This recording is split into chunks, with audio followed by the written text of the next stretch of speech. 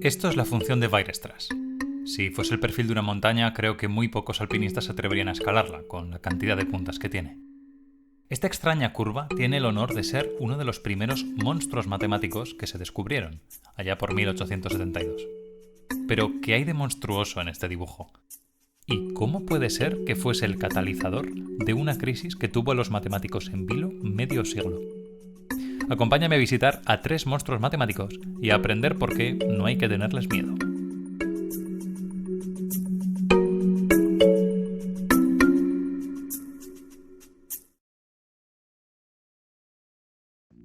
Para empezar, ¿qué constituye un monstruo en matemáticas? Bueno, hay gente que diría que un monstruo es un objeto matemático que tiene cualidades indeseables, poco intuitivas o aparentemente contradictorias. Y no me miréis así, yo no pienso eso de vosotros. Luego precisaremos un poco más esa definición, pero por ahora quédate con este pequeño prejuicio mientras hablamos de nuestro primer monstruo, la función de Weierstrass. Esto de aquí es una función continua. Si no sabes lo que son, puedes pensar en ella como un dibujo que puedes hacer con un lápiz, que siempre ha de ir de izquierda a derecha, no vale retroceder, y sin levantar el lápiz. A lo de no levantar el lápiz es lo que hace referencia a la palabra continua. Este es otro ejemplo, continuo y va siempre de izquierda a derecha, sin retroceder. Otra cosa que se estudia de estas funciones es lo que se llama su diferenciabilidad, pero para no confundirnos yo la voy a llamar suavidad. Básicamente, una función es suave en uno de sus puntos si no cambia de dirección bruscamente. Por ejemplo, las 2 funciones que he dibujado son suaves en todos sus puntos excepto en los que he indicado en rojo. Ahí hay una especie de esquina y se pierde la suavidad. Otro modo de verlo es que allá donde hay suavidad, la función tiene una recta tangente, una dirección que sigue claramente, pero en los puntos rojos como que no se decide, tiene varias direcciones en conflicto. Estos 2 conceptos, continuidad y suavidad, que tan solo he explicado superficialmente, estaban formalizados matemáticamente, y gracias a eso pudieron relacionarse. Por ejemplo, en el siglo XIX ya se había demostrado que si una función era suave en todas partes, o sea, si no tiene ninguna esquina, era continua. Tiene sentido. Mi curva elige siempre una dirección a la que encaminarse, la tangente, así que siempre tengo un sitio cercano al que mover mi lápiz. Lo contrario, es decir, que toda función continua es suave, no es cierto. Simplemente hay que mirar estas funciones. Son continuas, no levantas el lápiz para dibujarlas, pero no son suaves, tienen esquinas. Pero bueno, uno diría que, casi son suaves. Lo son, excepto justo en las esquinas. Igual no tienen un sobresaliente en suavidad, pero un notable sí. Y en el siglo XIX eso era lo que creían los matemáticos, que si bien es cierto que la continuidad no implicaba suavidad, la implicaba casi. Una función continua iba a ser suave, excepto quizás en unos cuantos puntos, los rojos, aislados los unos de los otros. De nuevo, tiene sentido. Después de todo, ¿cuántas esquinas le puedes meter a una curva? André-Marie Ampère, el famoso científico que da nombre a los amperios, había incluso demostrado esto, y nada raro parecía ocurrir aquí. Hasta que llegó Weierstrass y puso todo patas arriba. En 1872, Carl Weierstrass mostró al mundo su monstruo, una función continua, se puede dibujar sin levantar el lápiz, pero que no es suave en ningún punto. Vaya, que logró hacer una curva que estaba compuesta exclusivamente por esquinas. Si hago un poco de zoom en ella puedes ver cómo van apareciendo esquinas y más esquinas. ¿Qué pensaron los matemáticos de este gran descubrimiento? Aquí van algunas reseñas. Un atentado contra el sentido común. Henri Poincaré. Me alejo con terror y horror de este lamentable tormento de funciones sin derivadas. Charles Hermite. Si Newton hubiese sabido de estas funciones, nunca hubiese inventado el cálculo. Émile Picard. En defensa a estos matemáticos hay que decir que en la época la función no se podía dibujar. Weierstrass solo pudo describirla y analizarla usando expresiones matemáticas, así que era mucho más difícil de creer de lo que es ahora. La función de Weierstrass quebró una cierta confianza en la belleza de las matemáticas. También quebró otra cosa, la demostración del entonces difunto Ampère, que debía ser falsa. En efecto, una afirmación intuitivamente obvia que Ampère no se molestó en justificar, resulta que no lo era tanto. De hecho, era completamente falsa, y sin ella su razonamiento se venía abajo.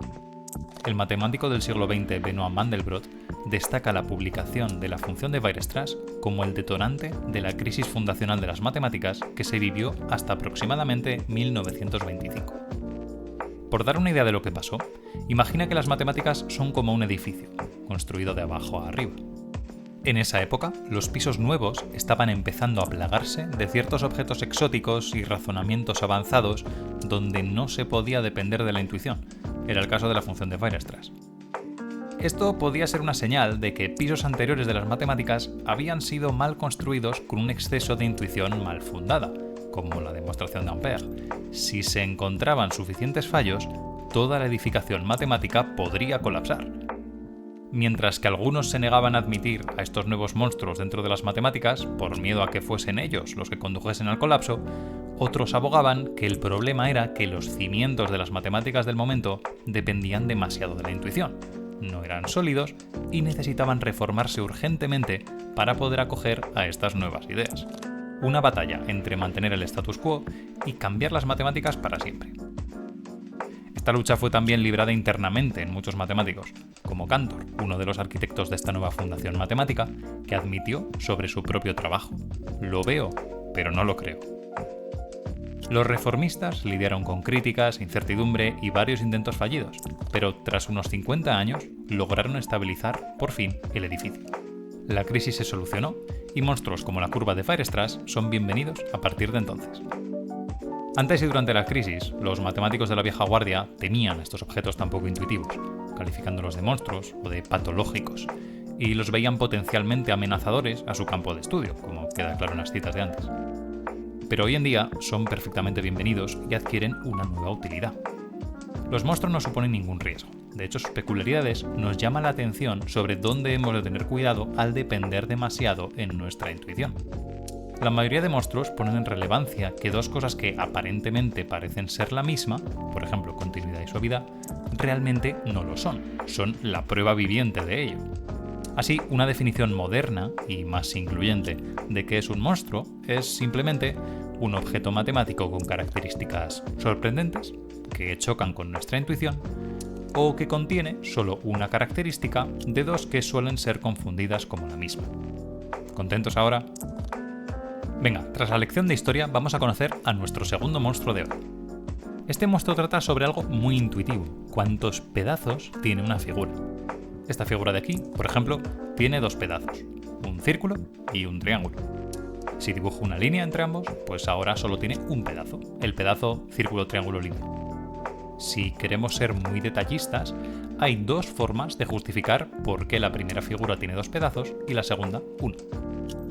La primera forma de verlo es mediante lo que se llama una separación. En la primera figura puedo encontrar una forma de separar el plano en dos partes, de manera que en la línea de corte no estoy intersecando a la figura y quedan trozos de ella en ambas partes. El corte no tiene por qué ser una línea recta, podría curvarse incluso. Esto, llamado una separación, me confirma que la figura tiene más de un pedazo. En cambio, para la otra, esto no puede hacerse.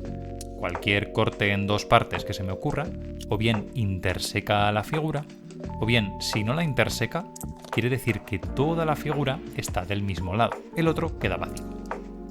Así, no hay forma de separar la figura y por tanto, pues solo tiene un pedazo. Perfecto. La segunda forma de verlo es quizás más intuitiva y utiliza caminos. Un camino en mi figura es simplemente un trazo continuo dentro de ella, que une un punto inicial con un punto final. Y la idea es que si mi figura tiene un solo pedazo, pues puedo caminar desde cualquier punto hasta cualquier otro, ¿no? Por ejemplo aquí, elija los puntos que elija, pues voy a poder caminar de uno a otro. Si hace falta uso la línea como puente. En cambio, en la primera figura no siempre es posible. Si elijo un punto en el círculo y otro en el triángulo, no puedo caminar de uno a otro sin salirme de la figura, así que no puede tener un solo pedazo. Bueno, pues a priori, estas dos definiciones de qué significa tener un solo pedazo, la de las separaciones y la de los caminos, parecen igualmente buenas, ¿no? Después de todo, ambas han sabido detectar qué figura tiene un solo pedazo y cuál tiene dos. Nuestro próximo monstruo va a mostrarnos que de hecho no es así. Estos dos métodos no siempre están de acuerdo. Su nombre es el seno del topólogo.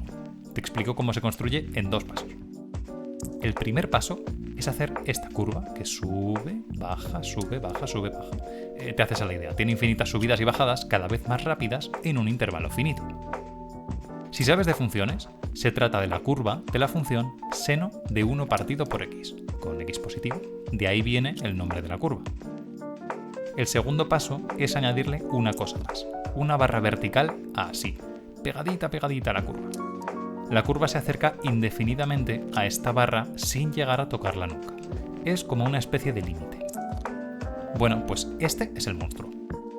Y como explicaré ahora, es la prueba viviente de que es posible tener un espacio con un solo pedazo en el sentido de las separaciones, pero con dos en el sentido de los caminos. Vamos primero con las separaciones, a ver si logramos separar el monstruo. Fíjate de tu intuición en lo siguiente. Si en vez del monstruo tuviésemos solo la barra, sin duda esto es un solo pedazo, no hay forma de separar esto. Lo mismo pasa si tuviésemos solo la curva. Así la única esperanza que tenemos para separar toda la figura es intentando separar la curva de la barra. Pero ya hemos dicho que la curva se acerca indefinidamente a la barra. O sea que si intento colocar la barra en una de las partes de la separación, por mucho que me junte a ella, siempre va a haber parte de la curva que esté todavía más cerca. Y por tanto va a cruzarse con la línea de corte. No vale. Así que, según el método de las separaciones, esto tiene un único pedazo. ¿Y qué hay del método de los caminos? Pues aquí es donde se pone interesante, porque aunque puedes caminar entre puntos de la barra y entre puntos de la curva, resulta que es imposible caminar desde un punto de la curva a un punto de la barra. Fíjate, situémonos en la curva y tratemos de caminar hacia la barra.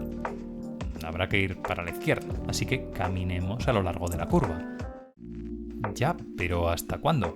Hacemos subidas y bajadas y nuestro paseo nunca acaba, nunca podemos llegar a la barra. Otro modo de verlo es que por pequeña que sea la distancia entre nuestra posición actual y la barra, siempre hay alguna distancia.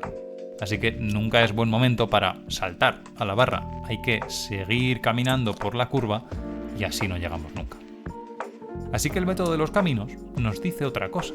Esta figura tiene dos pedazos. Uno es la curva y otro la barra. Monstruoso. El seno del topólogo muestra que las nociones de tener un solo pedazo por separaciones y por caminos no son equivalentes. Entonces, ¿en qué quedamos? ¿Cuál de estas dos formas de verlo es la verdadera? Bueno, ambas y ninguna, simplemente son diferentes. En topología, la rama de las matemáticas a la que le importan estas cosas, si una figura tiene un solo pedazo por el método de separaciones, se dice que es conexa. Y si lo es por el de caminos, que es conexa por caminos. Son simplemente dos nociones distintas, y ahora que sabemos que son diferentes, como lo eran la continuidad y la suavidad, podemos estudiar su interrelación. El seno del topólogo muestra que puede ser conexo sin ser conexo por caminos. Curiosamente, la otra implicación sí es cierta. Si eres conexo por caminos, entonces eres conexo. Otra ventaja más sutil que aportan los monstruos es que te hacen preguntarte lo siguiente. Vale, yo pensaba que esto era cierto, mi monstruo es la prueba viviente de que no lo es, pero ¿bajo qué condiciones sí se da?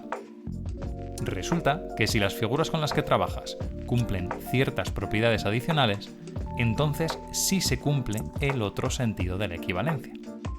Condiciones que, por supuesto, el seno del topólogo no cumple, pero que nuestras figuras no monstruosas iniciales sí. Así, los monstruos arrojan luz sobre nuevos contextos y propiedades que valen la pena investigar, ya que pueden estar más libres de monstruos y ahí nuestra intuición puede funcionar más libremente.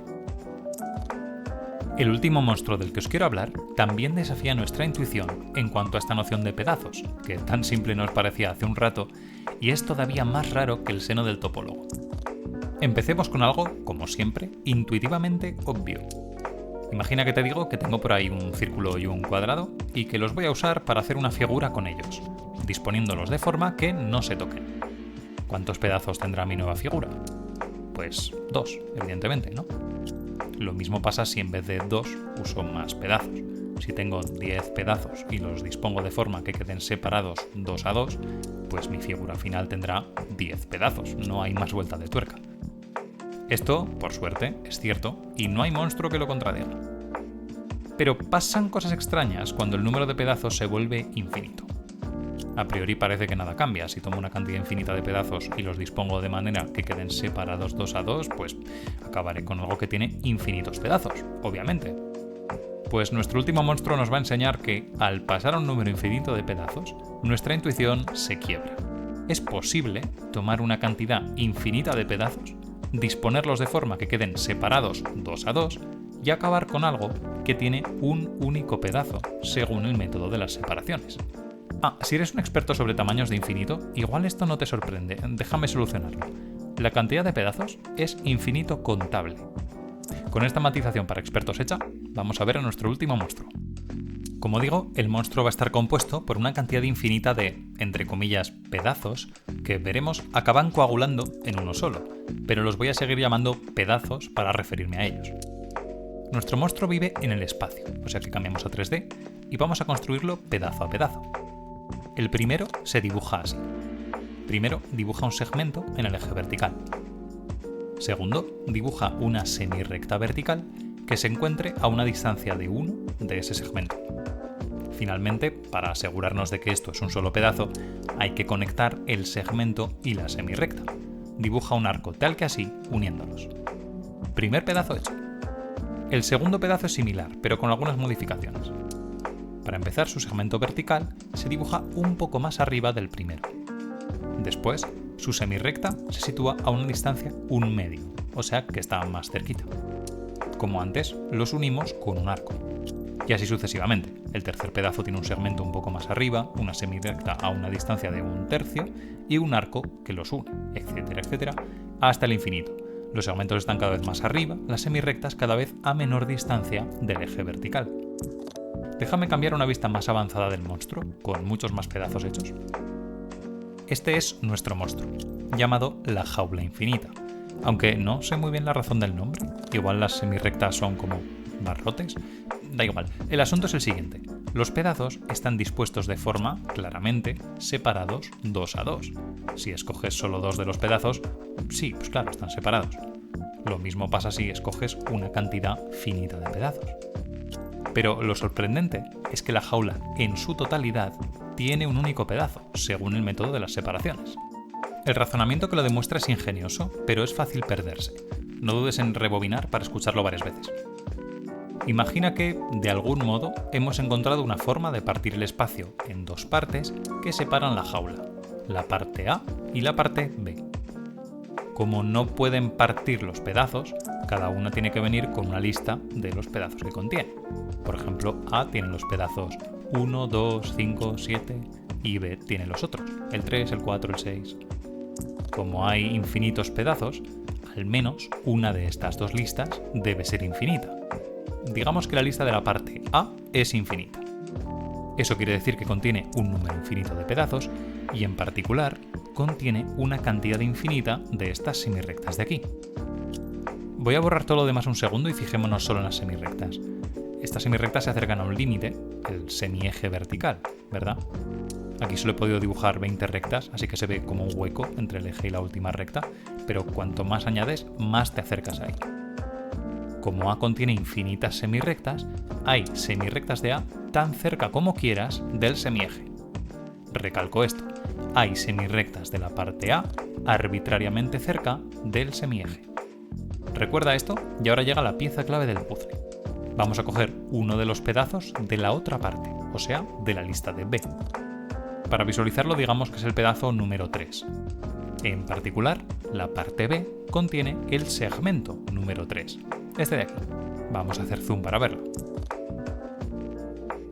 Ahora bien, recuerda que el corte que define las 2 partes de la separación no puede llegar a tocar la figura. Y por tanto, ya que incluye el segmento, la parte B tiene que incluir también un cachito pequeño que lo englobe. Igual es muy pequeño si apuramos el corte, pero algo de margen tiene que haber.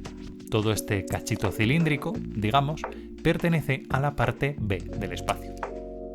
Pero atención, hemos dicho que las semirrectas de A se están aproximando indefinidamente al semieje y por tanto, en esta pequeña muestra de la parte B hay algunas semirrectas que pertenecen a la parte A, lo que quiere decir que las partes A y B se tocan, es contradictorio.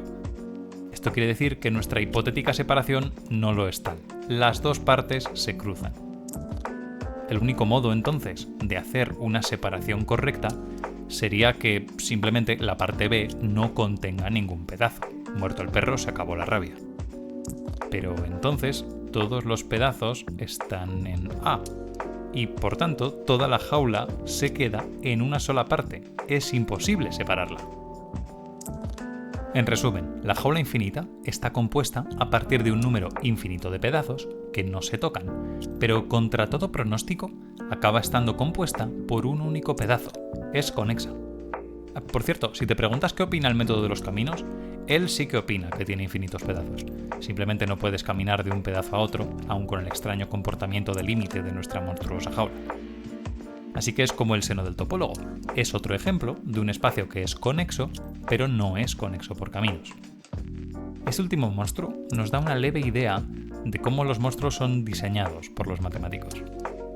Como si del Dr. Frankenstein se tratase, todos los elementos del monstruo han sido elegidos con cautela para que funcione como contraejemplo a nuestra intuición inicial. Elimina el comportamiento limitante de las semirrectas, mueve los intervalos fuera del semieje o retira tan solo uno de los arcos para que el monstruo deje de serlo. Cada uno de estos tres elementos juega un papel fundamental en el razonamiento que he explicado antes. Un trabajo de precisión monstruosa. Hasta aquí nuestra visita a tres agradables y contraintuitivos monstruos. Espero que te haya gustado el vídeo, suscríbete para más y nos vemos en el siguiente.